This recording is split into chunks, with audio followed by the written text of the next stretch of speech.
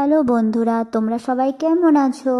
আমি আজকে চলে গেছিলাম একটা সুন্দর একটা ঠাকুর দেখতে। সেটা হচ্ছে মা বল্লাকালী। মা বল্লাকালীর এটা হচ্ছে দিদি। তো আমরা সেই দর্শন করতেই চলে গেছিলাম, আমি আর আমার হাজব্যান্ড। তো দুজনে গিয়ে লাস্টে আমি ওখানে প্রণাম করে নিলাম। প্রণাম করে নেওয়ার পর আমি একটু এদিক ওদিক তাকালাম, দেখলাম পাশে দুর্গা ঠাকুরও আছে। তারপরে বর এসছে, বরকে প্রণাম করাবো না, ওকেও নিয়ে এসে একটু প্রণাম করালাম। তারপরে যে আমার মোবাইলটা ধরে আমাদেরকে ছবি তুলছিল তাদের কাছ থেকে মোবাইলটা নিয়ে আমি একবার আবার ভগবানকে ভালো মতো প্রণাম করে নিলাম। তারপরে আমি এখানে কিছু